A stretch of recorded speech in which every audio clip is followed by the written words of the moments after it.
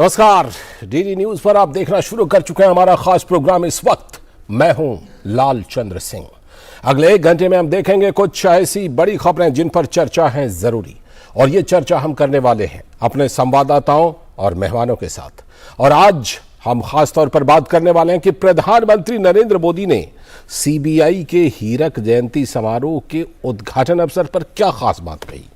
और आज की खास चर्चा ये होगी कि आखिरकार सूरत कोर्ट के फैसले के 11 दिन बाद राहुल गांधी पूरे लाव लश्कर के साथ सूरत कोर्ट पहुंचे हैं। क्या है इसके पीछे, मकसद क्या है इस तरह के लाव लश्कर का।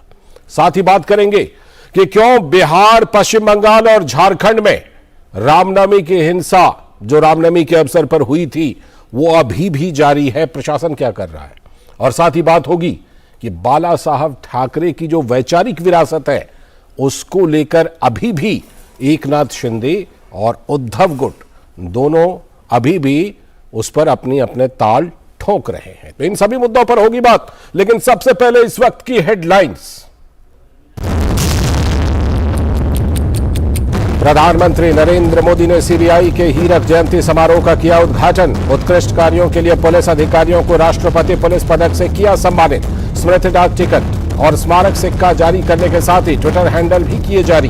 पीएम मोदी ने शिलोंग, पुणे और नागपुर में सीबीआई के नवनिर्मित कार्यालय परिसरों का भी किया उद्घाटन। प्रधानमंत्री ने कहा, सीबीआई ने अपने काम और कौशल से सामान्य जन में विश्वास पैदा किया है।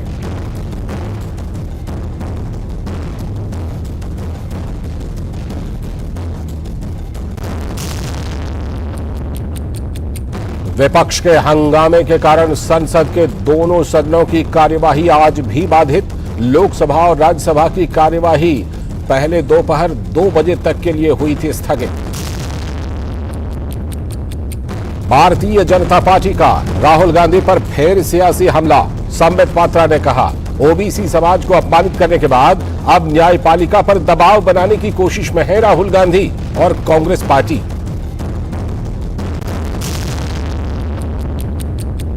बिहार के नालंदा और सासाराम में हुई हिंसा पर विधानसभा में हंगामा। विधानसभा की कार्यवाही दोपहर 2 बजे तक के लिए हुई थी स्थगित। भाजपा विधायकों ने विधानसभा के बाहर राज्य सरकार के खिलाफ किया था प्रदर्शन।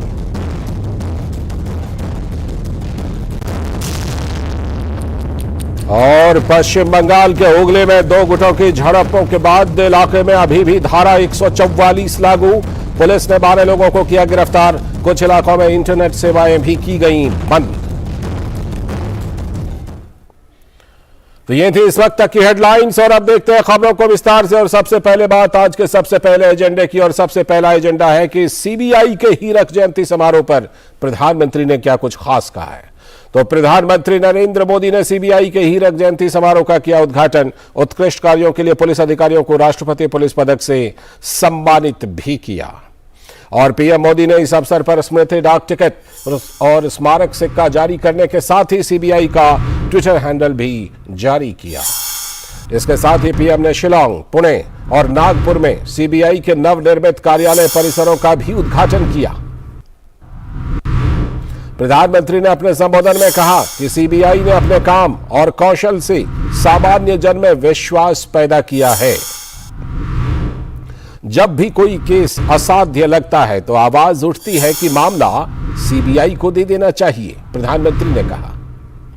सीबीआई की मुख्य जिम्मेदारी भ्रष्टाचार से देश को मुक्त करने की। भ्रष्टाचार कोई सामान्य अपराध नहीं, यह गरीब से उसका हक छीनता है, पीएम ने कहा। देश अमृतकाल की यात्रा पर चल निकला है। करोड़ों लोगों ने आगामी 25 साल में देश को बदलने का लक्ष्य रखा है। केंद्रीय अन्वेषण ब्यूरो यानी सीबीआई की स्थापना 1 अप्रैल 1963 को। भ्रष्टाचार के खिलाफ जांच में सीबीआई की बड़ी भूमिका है।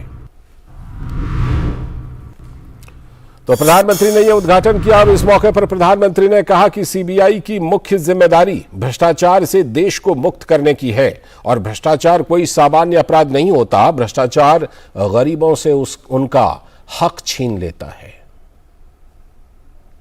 भ्रष्टाचार कोई सामान्य अपराध नहीं होता। भ्रष्टाचार गरीब से उसका हक छीनता है। भ्रष्टाचार अनेक अपराधों का सिलसिला शुरू करता है, अपराधों को जन्म देता है। भ्रष्टाचार लोकतंत्र और न्याय के रास्ते में सबसे बड़ा रोड़ा होता है। विशेष रूप से जब सरकारी तंत्र में भ्रष्टाचार हावी रहता है तो वो लोकतंत्र को फलने फूलने नहीं देता।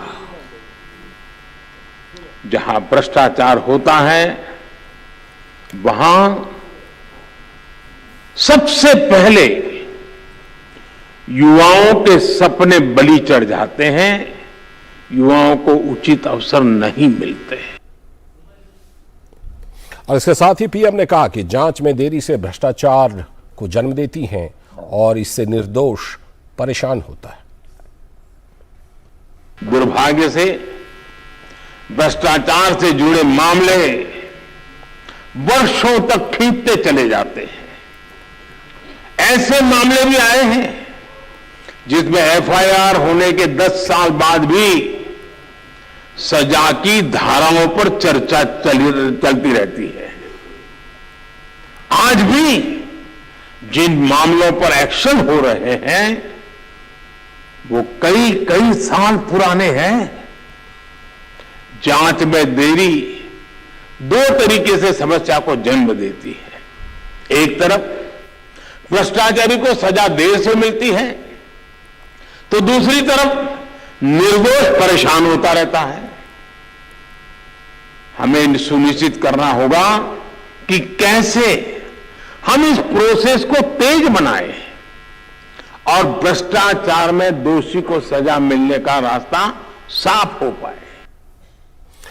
तो प्रधानमंत्री ने ये बातें खास तौर पर सीबीआई के हीरक जयंती के उद्घाटन अवसर पर कहीं, और इस समारोह में मौजूद थे हमारे संवाददाता नीरज सिंह भी। तो नीरज सिंह से जुड़ते हैं और ज्यादा जानकारी के लिए। नीरज, जिस तरह से प्रधानमंत्री ने कहा भ्रष्टाचार कोई सामान्य अपराध नहीं है, ये गरीबों का हक छीन लेता है, संदेश साफ था कि सरकार और तंत्र प्रशासन किसी भी तरह से भ्रष्टाचार को बर्दाश्त बिल्कुल नहीं करेगी। और इसके लिए प्रधानमंत्री ने जो अपना उद्गार दिया, इससे निश्चित तौर पर सीबीआई के मनोबल को भी, उनसे जुड़े हुए लोगों को भी इससे ज़रूर मानसिक बल मिलेगा।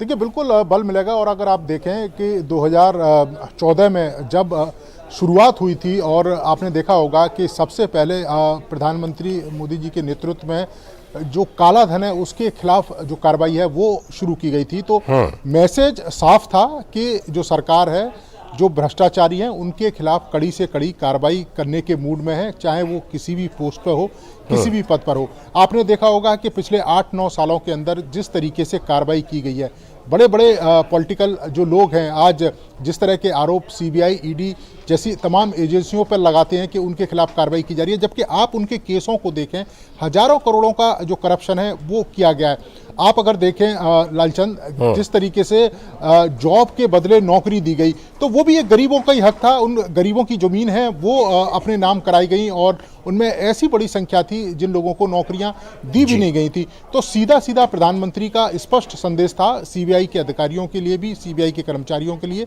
कि करप्शन के खिलाफ जो कार्रवाई है सरकार करती रहेगी। करप्शन के खिलाफ पूरा देश सीबीआई के अधिकारियों के साथ है, उनको घबराने की जरूरत नहीं है। क्योंकि उन्होंने इस बात का भी जिक्र किया कि 10 साल पहले जिस तरह का सिस्टम था, लोग करप्शन के मामले में होड़ लगाते थे कि कौन कितने ज़्यादा 1000 करोड़ का जो घोटाला है वो कर सकता है, और उस समय जो जांच एजेंसियां हैं वो बहुत ज़्यादा जो परिणाम है वो नहीं पेश कर पाती थी, क्योंकि उनके ऊपर पॉलिटिकली प्रेशर भी रहता था। लेकिन अब उनका कहना है कि जो एजेंसियां हैं, जांच एजेंसियां, अपना काम निर्वाक रूप से कर सकती हैं, किसी भी तरह से घबराने की जरूरत नहीं है। और जो भी करप्शन के खिलाफ जितने भी बड़े चेहरे हैं, जितने भी बड़े नाम हैं, उनके खिलाफ कार्रवाई की जानी चाहिए। यहाँ तक कि करप्शन से ही उन्होंने कहा कि करप्शन से अफसर हैं उनमें कमी आती है, गरीबों का हक मरता है। जब गरीबों का हक मारा जाता है, उसी समय भाई भतीजावाद और परिवारवाद पैदा होता है। जो सबसे बड़ा कह सकते हैं कि दुश्मन है हमारे लोकतंत्र के लिए, हमारे विकास के लिए। और यही वजह है कि करप्शन पर एक कड़ा प्रहार प्रधानमंत्री ने किया। और जिस तरीके से प्रधानमंत्री ने अपना कह सकते हैं भाषण दिया या जो विचार व्यक्त किए, वो निश्चित तौर पर सीबीआई के तमाम अधिकारियों के लिए, क्योंकि वहाँ पर सिर्फ सीबीआई के ही अधिकारी नहीं थे, दूसरी जांच एजेंसियों के अधिकारी वहाँ पहुँचे थे। कई सारे जो राज्य हैं उनके पुलिस प्रमुख वो भी वहाँ पर मौजूद थे। तो निश्चित तौर पर एक बड़ा उदाहरण उन सभी के सामने करप्शन के खिलाफ कार्रवाई करने को लेकर। जिस तरह से हाल के दिनों में हमने देखा है नीरज कि केंद्रीय जांच एजेंसियों को लेकर के कई पार्टियां, कई नेता जिनके ऊपर भ्रष्टाचार के आरोप हैं, वो हमलावर रहते हैं, वो आलोचना करते हैं। लेकिन प्रधानमंत्री ने साफ कहा कि आज भी अगर कोई केस असाध्य होता है तो सीबीआई का नाम सबसे पहले लिया जाता है। तो प्रधानमंत्री ने यह भी संदेश दिया कि केंद्रीय जांच एजेंसी सीबीआई पर लोगों का भरोसा है, इसलिए उनको आलोचना से और इस तरह के हमलों से घबराने की ज़रूरत नहीं है।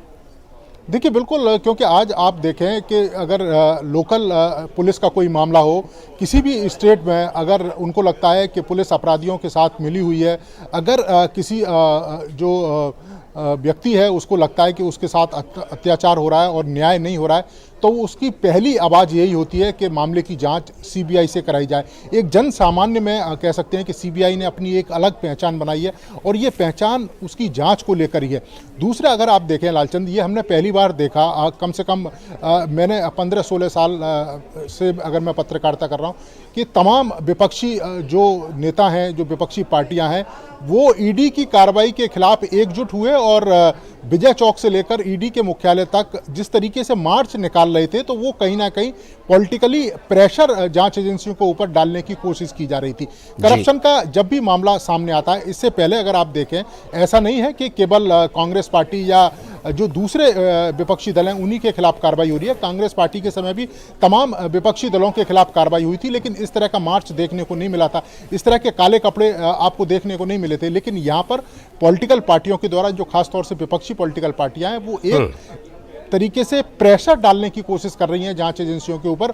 और प्रधानमंत्री ने वही यहाँ पर स्पष्ट किया कि कितना भी बड़ा कोई व्यक्ति हो, कितना भी बड़ा कोई चेहरा हो, जो सीबीआई या दूसरी जांच एजेंसियां करप्शन के खिलाफ जो कार्रवाई है उनकी रुकनी नहीं चाहिए। पूरा देश, संसद और यहाँ तक कि उन्होंने जिक्र किया कि संविधान उनके साथ है और पूरे देश का समर्थन उन लोगों के साथ है, तो उनको पीछे नहीं हटना चाहिए। ये साफ संदेश प्रधानमंत्री ने दिया। नीरज, आप लंबे समय से सीबीआई को कवर करते रहे, सीबीआई से जुड़ी खबरों पर नजर रखते रहे। आज नए हेडक्वार्टर का भी उद्घाटन हुआ है, ट्विटर हैंडल का भी प्रधानमंत्री ने उद्घाटन किया।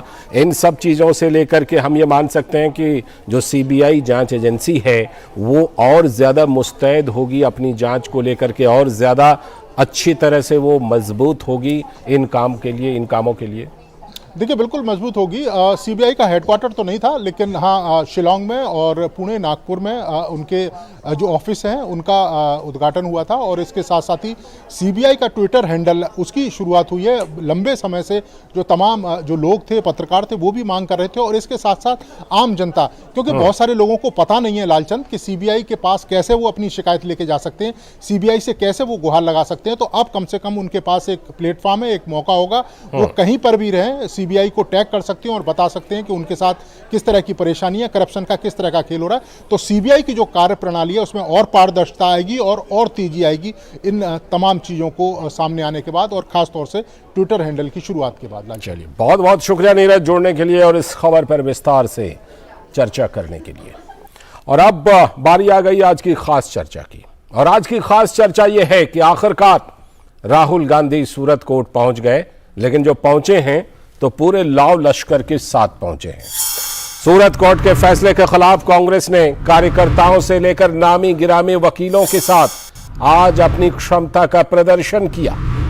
पिछले दिनों एक खास जाति पर अभद्र टिप्पणी के मामले में सूरत कोर्ट ने राहुल गांधी को 2 साल की सजा सुनाई थी, जिसके बाद उनकी संसद की सदस्यता भी खत्म हो गई थी। कोर्ट के फैसले के 11 दिनों के बाद राहुल गांधी ने अपने मुख्यमंत्रियों के साथ सूरत कोर्ट में उपस्थिति दर्ज की है। कांग्रेस इसे सजा को चुनौती देने की प्रक्रिया मानती है, तो बीजेपी ने आज के कांग्रेस के शक्ति प्रदर्शन को सियासी हुड़दंग करार दिया है। केंद्रीय मंत्री किरेन रिजिजू ने कहा यह पहली बार हो रहा है कि सजा को चुनौती देने वादी स्वयं पूरे जुलूस के साथ कोर्ट में पहुंचे। कांग्रेस शासित 3 राज्यों के मुख्यमंत्रियों के साथ राहुल गांधी की कोर्ट में मौजूदगी कई सियासी वजह का कारण बनती है। केंद्रीय मंत्री अनुराग सिंह ठाकुर ने पूछा, आखिरकार कांग्रेस किसके ऊपर दबाव बनाना चाहती है, किसको डराना चाहती है? क्यों कांग्रेस शासित राज्यों के मुख्यमंत्रियों को सब काम काज छुड़वाकर सूरत कोर्ट में उतारा गया है?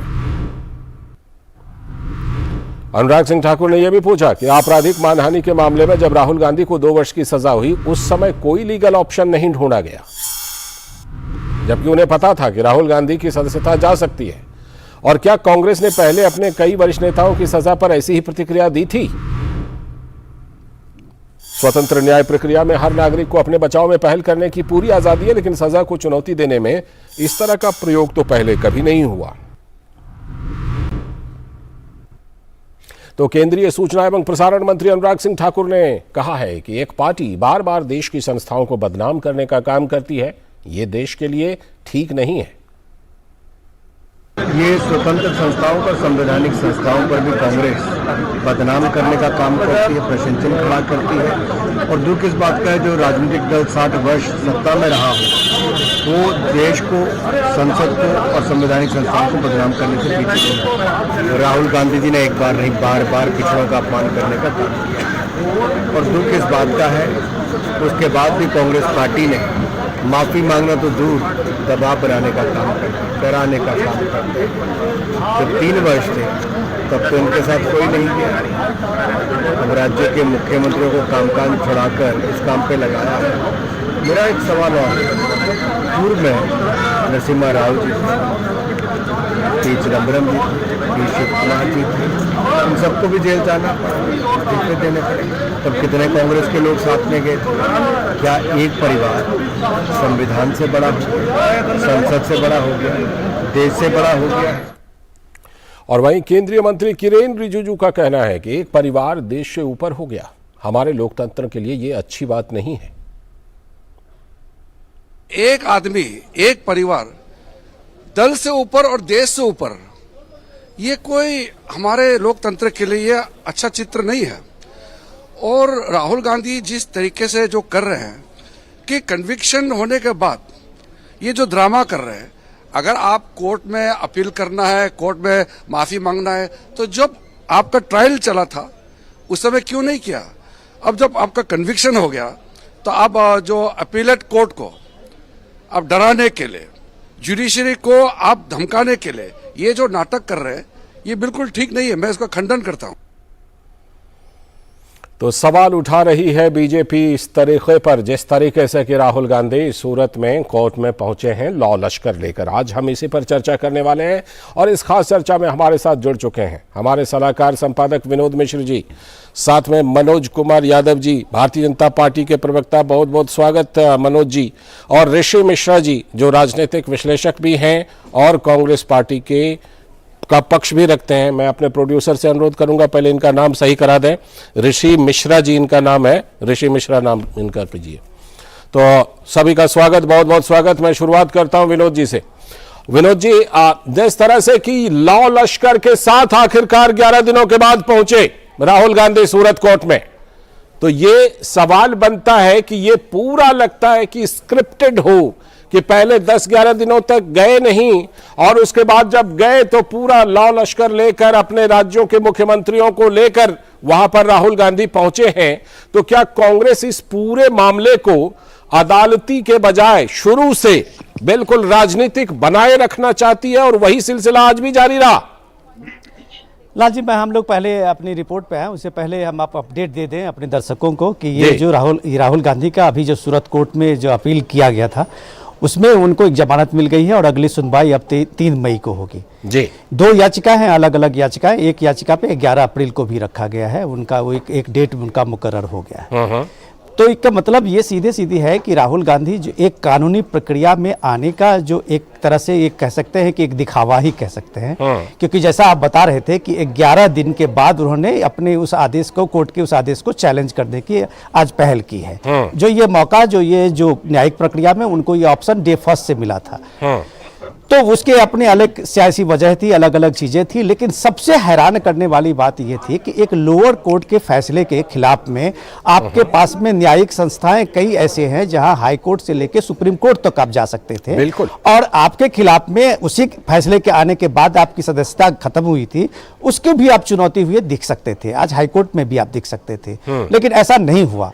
उन्होंने एक जो माहौल बनाने की कोशिश की है कि आप ये देखिए कि जो केंद्रीय मंत्री अनुराग सिंह ठाकुर कह रहे थे कि 3-3 मुख्यमंत्रियों को उतार के लेके आप सूरत कोर्ट पहुंचते हैं, आप उसके साथ में हजारों कार्यकर्ताओं की भीड़ को वहां पे जमा करते हैं, तो आप किस पे दबाव बना रहे हैं? क्या ये न्यायिक प्रक्रिया जो है ये उस पे न्यायपालिका पे आप एक दबाव बना रहे हैं? जो आप बता रहे हैं कि राहुल गांधी के साथ जो हुआ है वो जस्टिस नहीं हुआ था, तो ये जस्टिस का जो चैलेंज है वो चैलेंज तो एक कानूनी प्रक्रिया में आप दे सकते थे, आराम से दे सकते थे। जो किरण रिजिजू कानूनी मंत्री हैं वो कहते हैं कि यार पहली बार ऐसा हो रहा है कि एक वादी है जिसके खिलाफ जिसकी सजा हुई है वो सीधे अपील में पहुंचता है, तो वो पहुंचने के बाद भी चाहे उसे स्टे लेना होता है, ये काम तो एक वहां एक वकील उनके कर सकते थे, एक कोई उनका जो वादी का भी जो पक्ष रखने वाला है वो जाके कर सकता था। तो इसका मैसेज क्या है? ये संदेश साफ है कि राहुल गांधी का ये हर चीज को एक इवेंट बनाया जाता है। जैसे भारत जोड़ो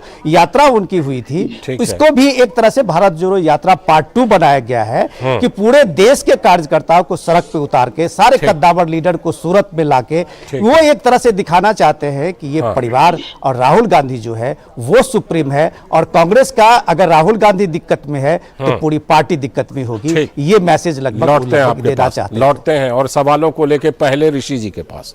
ऋषि जी बताइए, किसको डराना चाहते हैं इस तरह के लौ लश्कर के साथ? जिस तरह का लौ लश्कर आज देखने को मिला ऋषि जी, आखिर किस पर दबाव बनाना चाहते हैं, किसको डराना चाहते हैं? बताइए ऋषि जी।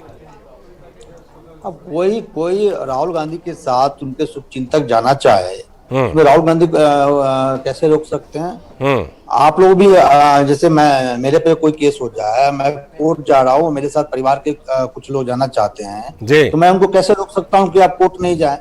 सवाल ये उठता है कि राहुल गांधी वर्तमान माहौल में केंद्र सरकार के निशाने पे क्यों हैं? जितने भी तमाम विपक्ष हैं उसमें सबसे अधिक राहुल गांधी ही केंद्र के निशाने पे क्यों हैं? क्योंकि राहुल गांधी सरकार के नाकामियों के साथ साथ सरकार के जो मित्र मंडली है, जो भ्रष्टाचार है, जिनका गठजोड़ सरकार से है, उनको कहीं ना कहीं जनता के सामने में लाने का काम राहुल गांधी कर रहे हैं। इससे कहीं न कहीं सरकार बेचैन है। अभी प्रधानमंत्री का भाषण आप दिखा रहे थे कि भ्रष्टाचार जो है लोकतंत्र और डेवलपमेंट के लिए सबसे बड़ा रोड़ा है। बिल्कुल प्रधानमंत्री जी ने सही कहा। प्रधानमंत्री जी के मंशा को ही राहुल गांधी धरातल पे उतार रहे हैं। जो नीरव मोदी है, ये जितने भ्रष्टाचारी हैं, उनके विरुद्ध राहुल गांधी ने अभियान ठीक है, आपका पॉइंट आया। एक सवाल अब और पूछ रहा हूं मैं, एक सवाल और पूछना चाहता हूं, पूछूं? मैं ये कह रहा हूं, बड़ी मासूमियत से आपने जवाब दिया कि जो लोग आना चाहते हैं हम लोग आने देते हैं। ये बताइए कि जो लोग ये आना चाहते हैं उनको कभी हमने नरसिंह राव का जब कन्विक्शन हुआ या कांग्रेस के कई बड़े नेताओं का जब कन्विक्शन होती है, सजा होती है, पी चिदम्बरम का हुआ, अभी पी चिदम्बरम का हुआ, पी चिदम्बरम का, तो वहां पर हम ऐसे लोगों को नहीं देखते हैं जिस तरह से लोग आज बिल्कुल इकट्ठे हुए। ऋषि जी, लालचंद जी, जब पी चिदम्बरम साहब को जेल ले जाया गया था तो आपको याद होगा कि कांग्रेस कार्यालय पर यूथ कांग्रेस ने कितना बड़ा प्रोटेस्ट किया था। विनोद मिश्र तो हम लोग से वरिष्ठ है, बड़े पत्रकार है, हम तो छोटे पत्रकार हैं, फिर भी हम अपडेट रखते हैं। विनोद जी को अपडेट जरूर होगा, फिर भी विनोद जी भूल जाते हैं, पता नहीं। विनोद जी शायद कह रहे होंगे कि वहां सीबीआई हेडक्वार्टर पर नहीं गए थे लोग। पी चिदम्बरम जब गिरफ्तार हुए थे, या पी चिदम्बरम का जो मामला चल रहा था, आप पुराने फुटेज दूरदर्शन में वो लाइब्रेरी में वीडियो फुटेज होंगे कि कांग्रेस ने और यूथ कांग्रेस ने किस प्रकार से जोरदार ढंग से विरोध किया था। राहुल गांधी के पीछे केंद्र सरकार इसलिए पड़ी हुई है कि राहुल गांधी केंद्र सरकार के नाकामियों के साथ साथ जो केंद्र सरकार के मित्र मंडली हैं, जो इस आवाम के 130 करोड़ देशवासियों के गाड़ी कमाई को, ये पॉइंट आप कह चुके हैं। मैं लौटता हूं आपके पास। एक बात लेकिन और जोड़ करके, एक बात और जोड़ के लौटता हूं। बीजेपी बेचैन है और बीजेपी अपने जितने भी केंद्रीय मंत्री हैं, तेज तरह प्रवक्ता है, ठीक, अब उसका जवाब देंगे मनोज जी। उसमें से मैं एक बात जोड़ देता हूँ, एक बात जोड़ करके, प्रवक्ता है अच्छे लोग हैं, लेकिन ठीक, ये गलत ठीक, पार्टी ठीक, में ठीक। है, ये ऋषि मैं जी, कहूंगा। ऋषि जी एक बात जोड़ देता हूं, आपने कहा कि राहुल जी को सबसे ज्यादा इसलिए होता है क्योंकि राहुल जी जो हैं वो सबसे ज्यादा लड़ रहे हैं, लेकिन अब उस पर दावेदारी बहुत सारे नेताओं की है। आप उस पर बहुत सारे, अरविंद केजरीवाल भी उस पर दावेदारी करते हैं और राहुल जी के साथ होड़ लगाते हैं। चलिए अभी मनोज जी का जवाब पहले। उनके लड़ रहे हैं जो मनोज जी का जवाब ले लेते हैं। ऋषि जी पहले मनोज जी का जवाब। मनोज जी, आप लोग सबसे ज्यादा ये कह रहे हैं, हालांकि देखिए अदालत में हुआ है, लेकिन इनका कहना है कि राहुल गांधी पर सबसे ज्यादा हमला इसलिए क्योंकि राहुल गांधी ही सबसे ज्यादा इन मुद्दों को उठा रहे हैं, इसीलिए हमला हो रहा है।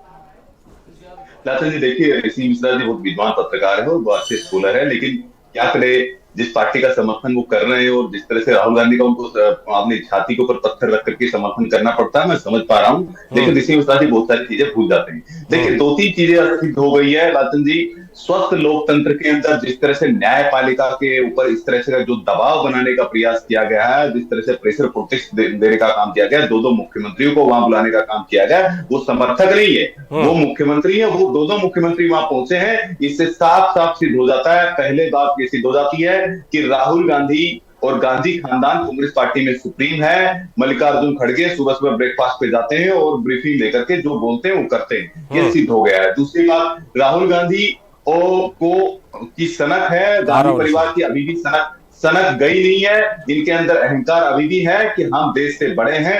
आप ये देखिए, वे दूसरा इंसिडेंट है। पहला इंसिडेंट आप याद कीजिए, नेशनल हेराल्ड वाले मामले में किस तरह से देश में भ्रष्टाचार का एक माहौल बनाने का प्रयास किया गया। इनके सारे पार्टी के नेता उतर आए कि पहली बार नहीं हुआ है, केवल गांधी परिवार का कोई व्यक्ति हो, राहुल गांधी है या प्रियंका वाड्रा है या सोनिया गांधी जी है, तो इसी तरह का माहौल बनाने के प्रयास करते हैं। मैं पूछता हूं, क्या न्यायपालिका को बंधक बनाना चाहते हैं? क्या इस तरह का दबाव देकर के आप क्या बंधक बनाना चाहते हैं? और देखिए लालन जी, इनका एक प्रयास था, ये कोई संयोग नहीं है, ये प्रयोग है। आप देखिए प्रयोग क्यों है, इसलिए प्रयोग है कि जिस तरह से ये स्क्रिप्टेड है, ये ऐसे प्लान वे में किया गया है कि एक माहौल बनाने का प्रयास किया गया और राहुल गांधी को रीलॉन्च करने का, शहजादे को बार बार शहंशाह बनाने की जो प्रोसेस चल रही है, उस प्रोसेस में ये भी एक इवेंट है। और इस तरह से ही आपने ध्यान होगा, एक इंसिडेंट वो याद दिलाता हूँ, ममता बनर्जी भी किसी हाईकोर्ट के सामने धरना देने पहुंच गई थी। तो ये लोग अराजकता पर उतर आए हैं, न्यायपालिका पर इनको विश्वास नहीं है, लेकिन इतना तय हो गया कि इनकी सनक और इनका अहंकार, ये समझते हैं कि हम देश और कानून से बड़े। आ रहा हूं ऋषि जी, आऊंगा, हाँ लौटता हूं आपके पास। विनोद जी, आपसे एक पहलू जरूर हम समझना चाहेंगे कि ये जिस तरह से कि कांग्रेस ने पहले 10-11 दिन तक फाइल नहीं किया या सूरत कोर्ट नहीं पहुंचे राहुल गांधी, इन 10 दिनों में कांग्रेस ने कुछ आकलन किया और क्या कांग्रेस को उम्मीदों के मुताबिक कांग्रेस के कार्यकर्ता सड़क पर मिले? क्या कांग्रेस को उम्मीदों के मुताबिक इस पर विपक्ष का समर्थन मिला, अन्य दलों का समर्थन मिला, या वो नहीं मिला इसलिए कोर्ट का रुख किया आखिरकार? देखिए लाल जी, आपने बढ़िया सवाल किया है। ये सीधे सीधे आप कहें कि ये कांग्रेस पार्टी की मजबूरी है। मजबूरी मैं इसलिए कह रहा हूं कि उनके सामने में सदस्यता गए हुए अगर लक्षद्वीप के सांसद को, मोहम्मद फैजल को अभी सदस्यता वापस हुई है और वो न्यायिक प्रक्रिया से ही हुई है कि एक सेशन कोर्ट ने अगर 10 साल की सजा मोहम्मद फैजल को दी थी, तो उन्होंने केरल हाई कोर्ट से उसका स्टे लिया और उस स्टे के बाद में उनको उनकी सदस्यता फिर से बहाल हुई है उसी लोकसभा की सदस्यता से। तो ये जो उनका अभी तक वो जो न्यायपालिका की बात को, कानूनी लड़ाई को वो एक राजनीतिक लड़ाई बना रहे थे, वो लगभग पार्लियामेंट के अंदर और बाहर में वो एक्सपोज हो रहे थे जैसे ही मोहम्मद फैजल ने सदस्यता ली और लोकसभा में वापस आए। बिल्कुल। अब उनको इनके सामने में ये था कि ये बहाना दुनिया के सामने या लोगों के सामने में देने से उनका नहीं चलेगा, क्योंकि वो तो ये चाह रहे थे कि वो पूरे के पूरे राहुल गांधी को एक हीरो बना के वो अभी कर्नाटक के इलेक्शन में उनको एक सिंबॉलिक उसके सामने में खड़ा करना चाह रहे थे। लेकिन ऐसा ये नहीं हुआ, क्योंकि मोहम्मद फैजल का जो केस सामने में आया और उसके बाद उसकी सदस्यता मिल गई थी सांसद महोदय की, तो इनके सामने में व्यवस्था थी कि वो लोगों में कम से कम ये परसेप्शन बनाए कि राहुल गांधी भी कानूनी प्रक्रिया में विश्वास रखते हैं। इसलिए आज वो सूरत कोर्ट गए थे, इसलिए आज कोर्ट में जाने के बाद उनको जमानत भी मिली है और अगली सुनवाई की तारीख भी मिली है जी। अब सवाल तो सबसे बड़ा ये है कि वो जो प्रदर्शन करना चाहते हैं, जिसको आप शक्ति प्रदर्शन कह रहे हैं, कि ये शक्ति प्रदर्शन का मतलब क्या है? ये कानूनी प्रक्रिया में अगर आप विश्वास करते हैं तो फिर ये दबाव की बात क्यों है? तो ये इतने सारे लोग जाके सूरत कोर्ट के सामने में खड़े होके 3-3 चीफ मिनिस्टर जाके कम से कम आधा दर्जन से ज्यादा यहाँ के बड़े वकील वहां पहुंच के वो क्या मैसेज दे रहे थे?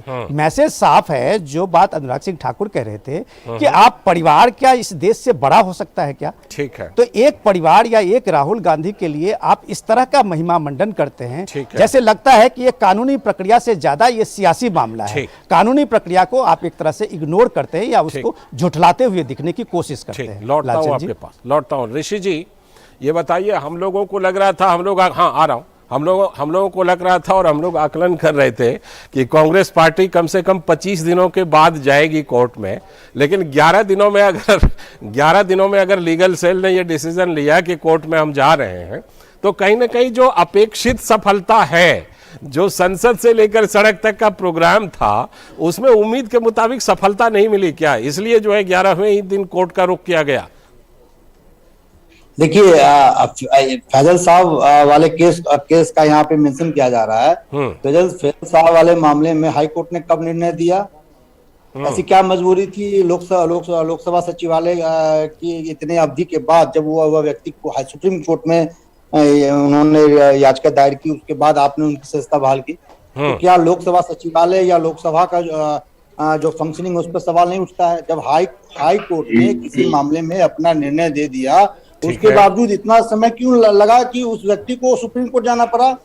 इस बारे में हमारे सलाहकारी संपादक साहब ने ठीक है, देखिए इस पर लोकसभा सचिवालय जोड़ना चाहिए। समावेशी ठीक है, मैं आ रहा हूँ मनोज जी, आपके पास भी आऊंगा। विनोद जी, आपके लालचंद जी, मैं मिश्रा जी पे प्रहार नहीं कर रहा हूँ। नहीं, दूरदर्शन को लाखों करोड़ों लोग देखते हैं, लेकिन लाखों करोड़ों लोग देखते हैं, और दूरदर्शन में जो बातें कही जाती है खासकर वरिष्ठ पत्रकारों द्वारा, उसको पढ़ने वाले विद्यार्थी कोट करते हैं। बिल्कुल, तो समावेशी समीक्षा करेंगे मिश्रा जी तो बेहतर होगा। ऋषि जी, देखिए लाल जी, वो सीधे सवाल मेरे से पूछ रहे हैं। विनोद जी से जवाब ले लेते हैं। ऋषि जी, विनोद जी से जवाब लेते हैं। विनोद जी बताइए, लोकसभा सचिवालय पर जो सवाल है। ऋषि जी, हमारे यहाँ कांग्रेस के एक माने अपनी कांग्रेस के पक्ष को रखते हैं और मजबूती से रखते हैं। मैं उनका स्वागत करता हूँ। मुझे उनकी जानकारी और उनकी विद्वता पे मेरा कोई ये सवाल नहीं है, लेकिन सवाल ये है कि वो जिस तरह से एक लाइन बना रहे हैं, वो लाइन बनाने से पहले ये सोचे कि भाई, जब मोहम्मद फैजल के केस के मामले में इलेक्शन का अनाउंस भी हो गया था, उसके बाद में सीधे वो मामला जो है वो इलेक्शन कमीशन के पास है, और इलेक्शन कमीशन के पास के होने के बाद लोकसभा की भी एक बाध्यता होती है कि जब इलेक्शन कमीशन में वो बात होती है, ये कानूनी पक्ष है बात, वो हमारी इस बहस को दूसरी तरफ ले जा रहे हैं। मेरा सवाल सीधे इनसे ये है, अब हम लोग पॉइंट पर नहीं, मेरा सवाल सीधे ये है कि एक सिंपल माफी मांगने से अगर ये केस उसी दिन सूरत कोर्ट में खत्म हो सकता था, राहुल गांधी की सदस्यता जाने का सवाल ही नहीं उठता था, तो एक आप सोचिए कि एक कम्युनिटी को, पिछड़े वर्ग के कम्युनिटी पे एक अपमानित भाषा, अपमर्यादित भाषा का आप प्रयोग करते हैं।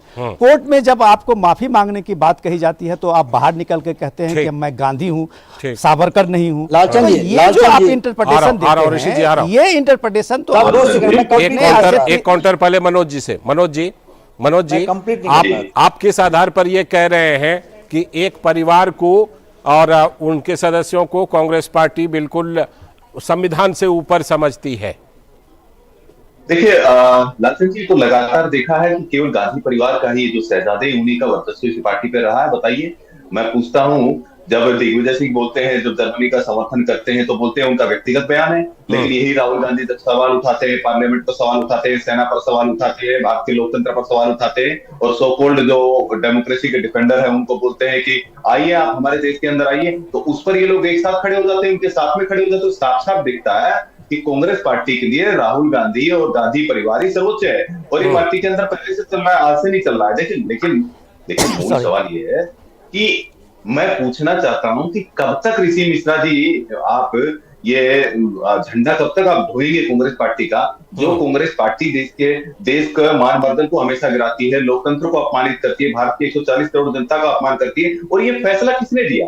मैं ये सवाल करता हूं कि जो भी अगर सचिवालय ने नोटिफाई किया तो लिली थॉमस के केस के अकॉर्डिंग हुआ कि तत्काल प्रभाव से उनकी सदस्यता चली जाएगी। ये फैसला हुआ तो कोर्ट में हुआ, सूरत कोर्ट में हुआ। तो इनके बड़े बड़े जो वकील है रात के अंधेरे में जो कोर्ट खुलवा लेते हैं, जो आतंकवादियों के लिए कोर्ट खुलवाते हैं, वो वहां पहुंचे क्यों नहीं? और लालचंद जी, मेरा मूल सवाल ये देखिए, एक मूल सवाल मेरा ये है कि अगर लालचंद जी अगर ये लोग अगर ऐसा धरना प्रदर्शन अगर मुझे लगता है किसी और मुद्दे को लेकर सामाजिक सरोकार के मुद्दे को लेकर होते तो निश्चित रूप से जनता का साथ भी देती।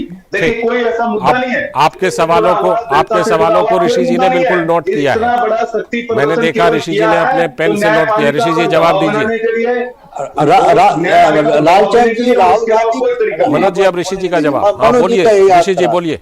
लालचंद जी, राहुल गांधी किससे माफी मांगे? उस भ्रष्टाचारी नीरव मोदी से, उस मेहुल चौकसी से, ओबीसी समाज से माफी मांगनी पड़ेगी। दाढ़ी कमाई को ओबीसी समाज से माफी मांगनी पड़ेगी। देखिए जैसे भ्रष्टाचारी के विरुद्ध बोलते हैं ये परेशान हो जाते हैं। मनोज जी, आपको भी कुछ पैसा मिला है क्या? नीरव मोदी ने भेजा है क्या? नीरव मोदी ने कुछ पैसा आपको दिया है क्या? अब लालचंद जी आपको देखिए ऐसा है कि मोदी सरनेम वाले मामले में अदालत फैसला कर रही है। ठीक है, अदालत फैसला करेगी कि उससे पूरे समाज का अपमान हुआ है बयानों से या नहीं हुआ। लालचंद जी 2 लाइन मुझे बोलने दीजिए। हाँ, बोलिए। मेरा सवाल केंद्र सरकार के मंशा पे है। एक तरफ आप देखिए इसमें मैक्सिमम से मैक्सिमम सजा सुनाया गया। नंबर 1, रास्ता जाते ही राहुल गांधी का बंगला खाली करा दिया गया। आप बताइए, लाल कृष्ण आडवाणी से लेकर मनोहर जोशी से लेकर मायावती जी अभी किसी भी सदन के मेंबर नहीं है। उनके पास बंगला अभी भी कायम है। 6 अब मनोज जी डिस्टर्ब कर रहे हैं। नहीं, आपके सवालों का जवाब देंगे, डिस्टर्ब नहीं कर रहे हैं। अब मुझे बोलने डिस्टर्ब कर रहे हैं। अच्छा, बोलिए। मुरली मनोहर जोशी, लाल कृष्ण आडवाणी अभी किस सदन के सदस्य हैं? उनके पास बंगला अब मिला हुआ है नहीं मिला हुआ, क्योंकि वो उन पे थ्रेट है। हाँ, मैं आ रहा हूं। जिस व्यक्ति ने अपने पिता को खोया, जिस व्यक्ति ने अपने दादी को खोया, उस व्यक्ति आपको लगता है कि उनका आवास रहने देना चाहिए था? ठीक है, बिल्कुल काउंटर ले देते हैं। मनोज जी काउंटर कीजिए। जैसे देखिए ऐसा है, ऋषि मिश्रा जी जिस तरह से विक्टिम कार्ड खेलना शुरू करती है ना कि दादी, परदादी, पिताजी, अरे राहुल भैया तो लाल कृष्ण आडवाणी जी के पास बंगला है या नहीं है? मनोहर जोशी जी के पास बंगला है? मुद्दा आज हमारा बंगला नहीं है। के पास बंगला है या नहीं है? गुलाम नबी आजाद के पास मुद्दा बंगला का नहीं है। मुद्दा ये है कि अदालती लड़ाई को पहले संसद में, सड़क पर, और अब अदालत में जुलूस निकाल करके लौ लश्कर के साथ कांग्रेस क्या हासिल करना चाहती है? ऋषि मिश्रा जी ऐसा है कि अगर एक विद्यार्थी अगर हॉस्टल में रहता है, अगर ठीक है, उसका वो सस्पेंड हो जाता है। ठीक है, चलिए आवास आज मामला नहीं है। विनोद जी चलते कुछ कहना चाहते हैं, छोटी सी टिप्पणी विनोद जी। लाल जी, अभी जो कांग्रेस के प्रवक्ता है हमारे, वो जो बता रहे थे और वो जो मनोज जी कह रहे थे, मनोज जी मैं आप मनोज जी बात सुन लीजिए। 2 बार नाक रगड़ करके माफी मांग के आए राफेल वाले मामले में। ठीक, आप सुन लेते हैं। विनोद जी चलते टिप्पणी छोटी सी। नहीं करने का भोग कर रहे हैं लाल जी, ये ऋषि जी को बताने की जरूरत है। ऋषि जी जो कंफ्यूज कर रहे हैं सीन को, और वो लाल कृष्ण आडवाणी से लेकर मुरली मनोहर जोशी को ले आ रहे हैं। वो जो विक्टिम कार्ड खेलने की बात करते हैं, जो मनोज जी बता रहे थे, कि दरअसल देखिए ये सब क्या है कि ये लोग सिर्फ नैरेटिव्स देते हैं। और मैं जो पहले दिन से कह रहा हूं कि मनोज जी, इनके साथ में ऋषि जी के साथ दिक्कत क्या है कि कांग्रेस पार्टी एक लाइन लेती है सुबह सुबह कि सारे प्रवक्ताओं को टीवी चैनल पे आज इसी लाइन पे बात करनी है। अब सवाल ये है कि राहुल गांधी की सदस्यता क्यों गई? अगर राहुल गांधी की सदस्यता गई तो 1 महीने के अंदर संसद के सदस्य होने के नाते उनको घर खाली करना होता था, जो रूल है। ठीक है। अब सवाल यह है कि आप जिस दबाव में आज 11 दिन के बाद गए हैं सूरत कोर्ट में अपील करने और उसको चुनौती देने, वो काम तो आप पहले दिन कर सकते थे। ठीक है। उसके बजाय आपके सारे वर्कर, सारे एमपी, सारे विधायक आप अपने डीपी पे लगा रहे हैं कि मेरा घर राहुल गांधी का घर है। तो आप जो ये पॉलिटिकल नैरेटिव दे रहे हैं, मैं थोड़ी सी उसी बात को कह रहा हूं कि हर बात में पॉलिटिकल नैरेटिव्स देना नहीं, मैंने और जो हर सवाल बात में उठाया हर बात गलत में है। आप देखिए, अपनी बात आपने कह चुके हैं, आप अपनी बात कह ली है, अपनी बात सुन चलिए, आज समय की कमी है, अभी समय की कमी है, लेकिन इतनी बात जरूर है कि ये सवाल ये उठ रहा है, सवाल ये उठ रहा है कि पूरे मामले पर कांग्रेस जोर आजमाइश कर रही है, लेकिन क्या इस मामले पर कांग्रेस को लोगों का साथ, अपने कार्यकर्ताओं का साथ, विपक्ष के अन्य दलों का कितना साथ मिलेगा? बहुत बहुत शुक्रिया ऋषि जी जुड़ने के लिए और बात रखने के लिए, और मनोज जी आपका भी और विनोद जी आपका भी जुड़ने के लिए और बात रखने के लिए। Thank you. तो फिलहाल आज की ये हमारी खास चर्चा थी जो हमने की कि कांग्रेस ने आखिरकार 11 दिनों बाद राहुल गांधी ने सूरत कोर्ट का रुख किया पूरे लॉ लश्कर के साथ। तो क्या हासिल करना चाहती है कांग्रेस? और अब एक और गंभीर मुद्दे की बात, और ये मुद्दा ये है कि कुछ राज्यों में रामनवमी पर जो हिंसा हुई थी वो आज भी जारी है। 4-5 दिन के बाद भी ये हिंसा जारी है। रामनवमी के अवसर पर निकाली गई शोभा यात्रा को लेकर बिहार और पश्चिम बंगाल में शुरू हुआ उपद्रव अभी भी कई जगहों पर कमोबेश जारी ही है। 5 दिन बीत जाने के बाद भी बिहार के सासाराम, पश्चिम बंगाल के हुगली और झारखंड के साहिबगंज में माहौल अभी भी तनावपूर्ण है। तीनों राज्यों में कई जगहों पर इंटरनेट सेवा बंद है। साथ ही स्थिति को देखते हुए पुलिस बल की भी तैनाती की गई है। खासतौर पर पश्चिम बंगाल में हावड़ा के शिवपुर के बाद हुगली जिले के रिसड़ा में भी भड़की हिंसा। इलाके में पथराव, बमबाजी और आगजनी की घटनाएं हुई हैं। तो बीजेपी नेता दिलीप घोष ने बताया है कि हुगली के पुरशुरा निर्वाचन क्षेत्र से भाजपा के विधायक विमान घोष पथराव में घायल हो गए हैं। पश्चिम बंगाल में हिंसा की बढ़ती घटनाओं पर बीजेपी के प्रदेश अध्यक्ष सुकांत मजूमदार ने केंद्रीय गृह मंत्री अमित शाह को पत्र भी लिखा है। उधर बिहार के सासाराम में भी रामनवमी पर भड़की हिंसा के 4 दिन बीत जाने के बाद भी माहौल अभी भी काफी तनावपूर्ण बना हुआ है। सासाराम में सोमवार को भी सुबह 4 बजे बम धमाका हुआ है। इलाके के लोग खौफ और दहशत के साए में जी रहे हैं। बिहार के ही एक और शहर बिहार शरीफ में रामनवमी के अवसर पर हिंसक घटनाएं हुई थी। हालांकि प्रशासन दावा कर रहा है कि स्थिति नियंत्रण में है, लेकिन बड़ा सवाल यह कि ये उपद्रवी हैं कौन और क्यों मिल रहा है इनको राजनीतिक संरक्षण। बीजेपी ने इन राज्यों की सरकारों पर बड़ा आरोप लगाया है और कहा है कि सरकार तुष्टीकरण की राजनीति कर रही है। केंद्रीय गृह मंत्री अमित शाह ने अपने बिहार दौरे के दौरान हिंसा पर बयान दिया था, तो गृह मंत्री के बयान पर राजनीति तेज हो गई है। इस बीच बिहार में हुई हिंसा पर वहां पर विधानसभा में हंगामा हुआ है। भाजपा विधायकों ने विधानसभा के बाहर राज्य सरकार के खिलाफ प्रदर्शन किया है। सवाल यह है कि क्या कुछ राजनीतिक दल और नेता उपद्रवी और असामाजिक तत्वों को बढ़ावा दे रहे हैं? इसी पर वरिष्ठ भाजपा के नेता रविशंकर प्रसाद ने बिहार के सासाराम में हालात को लेकर नीतीश सरकार पर निशाना साधा। उन्होंने कहा कि गृह मंत्री अमित शाह को सासाराम नहीं जाने दिया गया। क्या देश के गृह मंत्री को बिहार में जाने के लिए नीतीश कुमार का पासपोर्ट और वीजा देना पड़ेगा क्या? ये कौन सी बात कही जा रही है भाई? वो देश के गृह मंत्री हैं। अब बिहार में तो जो कर रहे हैं आप देख रहे हैं, लेकिन कुछ भी करिए तो समझदारी से करिए ना। कलेक्टर साहब कह रहे हैं कोई गड़बड़ नहीं है, एक दरगाह कहता है 144 है, उन्हें पालन किया। वो फिर जाएंगे सासाराम, एक बार नहीं दर्जनों बार जाएंगे, बिहार जाएंगे, क्योंकि बिहार में जाने का उनका अधिकार है। और हम लोग का संकल्प है कि नीतीश बाबू आपसे बिहार नहीं संभल रहा है, गद्दी छोड़ो कि जनता आती है। वहीं बिहार भाजपा के नेता विजय कुमार सिन्हा ने भी बिहार सरकार पर हमला बोला। क्यों ये बार बार घटनाएं होती है? हर साल ये घटना होती है।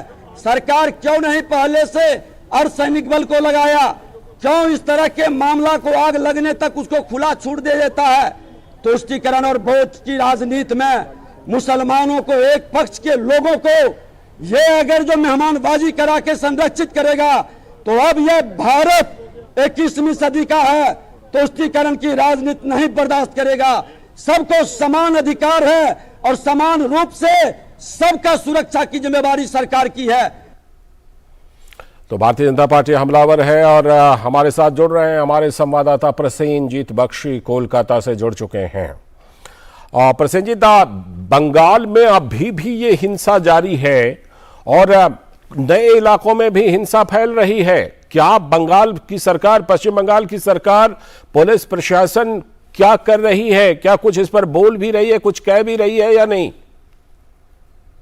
देखिए लालचंद, चीफ मिनिस्टर ममता बनर्जी रामनवमी के दिन और आज दो सवाल उठाई हैं, और इस सवाल का जवाब अगर आपके पास है तो आप समझ जाएंगे कि क्या हो रहा है क्या नहीं हो रहा है। पहले रामनवमी के दिन उन्होंने ये कहा कि जो मुसलमान इलाका है वहां से क्यों रामनवमी का ये जो जुलूस है ये उस रास्ते से क्यों जाने दिया जाता है। और आज उन्होंने सवाल उठाया कि क्या रामनवमी का जो जुलूस वो 5 दिन तक चल सकता है। आप बताइए, आप इसका कोई जवाब है। और इसके बाद आप बताएं कि जो लोग उपद्रवी है उनके लिए ये दो बयान कितना खाद पानी का काम करेगा ये। बिल्कुल एग्जैक्टली खाद पानी का काम करे।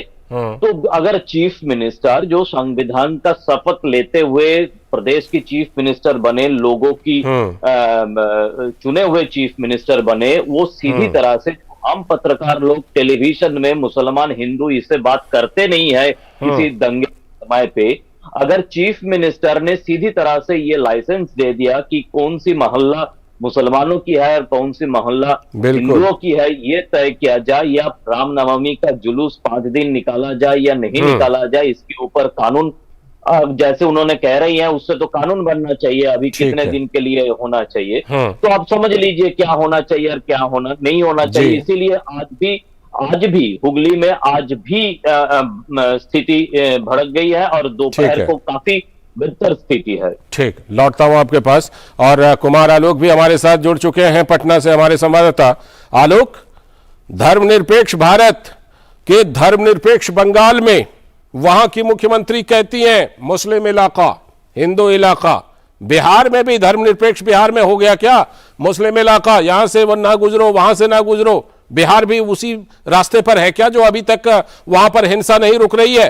कुमार आलोक, देखिए, सबसे बड़ी बात है कि नीतीश कुमार जिन्होंने मीडिया में कहे या राजनीतिक हलकों में इनको नीतीश कुमार की बजाय उनको सुशासन बाबू बोला जाता है। तो सुशासन बाबू के 17 सालों के शासन काल में जो सुशील कुमार मोदी का ये कोर्ट है, उन्होंने कोर्ट किया है कि 17 सालों में ऐसा फेलियर नीतीश कुमार नहीं रहे जो कानून व्यवस्था की स्थिति इस बार बिहार में जो पूरी तरीके से फेलियर दिखी। दूसरा सबसे इंटरेस्टिंग जो ममता बनर्जी ने कहा है कि जो भी उनकी हिंदू का मोहल्ला कौन है, मुसलमानों का मोहल्ला कौन है, नीतीश कुमार ने एक शब्द का यूज किया है कि हाँ कुछ घिचपिच हुआ है। तो आप बिहार से हैं, आप घिचपिच तो बिहार से हैं तो आप समझ सकते हैं घिचपिच का मतलब क्या होता है। तो इसके अलावा नीतीश कुमार ने कहा कि कहीं ना कहीं से गड़बड़ है। एक तरह से उन्होंने बीजेपी पर यह आरोप लगाया है कि ये जो भी हुआ है, टेंशन हुआ है दो समुदायों के बीच, उसके पीछे बीजेपी है। लेकिन अगर आप देखें कानून व्यवस्था की जो फेलियर की बात है उसको बीजेपी जो मुख्य विपक्षी दल है वो तो उठा ही रही है, लेकिन इनके ही घटक दल के लोग सीपीआई एमएल की जो टीम गई थी महबूब आलम के नेतृत्व में बिहार शरीफ, तो वहां से जब लौट के आकर जब वो प्रेस कॉन्फ्रेंस करते हैं तो उन्होंने साफ साफ कहा कि जो लोकल प्रशासन है वो जिम्मेदार है और जो भी वहां पर अधिकारी है, चाहे वो एसपी हो चाहे वो थानाध्यक्ष हो, उन पे कड़ी से कड़ी कार्रवाई सरकार को करनी चाहिए। लौटता तो पश्चिम बंगाल में ममता बनर्जी सीधे बीजेपी पर आरोप लगा रही हैं, नीतीश कुमार यहां इशारा कर रहे हैं, लेकिन इन लोगों के पास ये जवाब नहीं होगा कि यही हिंसा महाराष्ट्र और गुजरात में क्यों हुई, वहां तो बीजेपी सत्ता में है। फिलहाल आप दोनों का बहुत बहुत शुक्रिया प्रसेनजीत दा और कुमार आलोक जुड़ने के लिए और इस खबर पर चर्चा करने के लिए।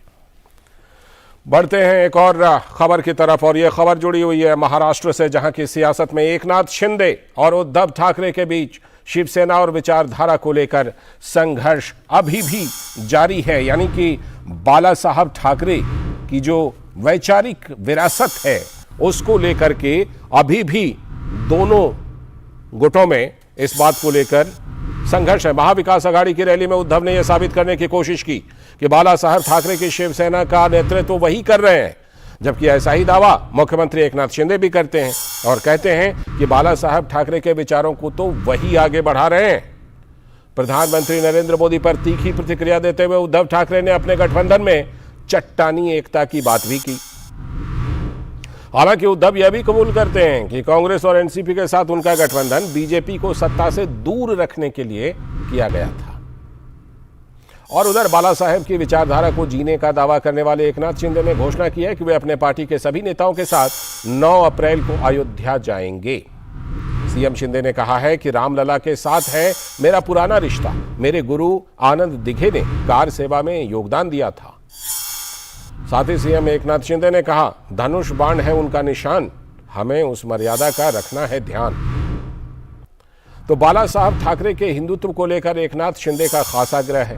वीर सावरकर पर राहुल गांधी के बयानों को लेकर उद्धव ठाकरे से एकनाथ शिंदे ने सवाल भी पूछे थे, लेकिन कांग्रेस के साथ गठबंधन उद्धव की मजबूरी है और राहुल के तेवर से पार्टी असहज भी होती है। हालांकि शरद पवार के आश्वासन पर उद्धव को भरोसा है कि राहुल अब ऐसा बयान नहीं करेंगे। सवाल यह है कि महाविकास अघाड़ी को बचाने के लिए क्या उद्धव ठाकरे विचारधारा से समझौता करना जारी रखेंगे? फिलहाल तो यही लग रहा है। तो ये एक बड़ा सवाल उद्धव ठाकरे पर कि उद्धव ठाकरे ने जिस तरह से महाविकास अघाड़ी पहले बनाई सत्ता में आने के लिए, उस समय भी ये गंभीर आरोप लगे कि जो हिंदुत्व की विचारधारा है, जो बाला साहेब की विचारधारा है, उससे उद्धव ठाकरे बिल्कुल समझौता कर रहे हैं।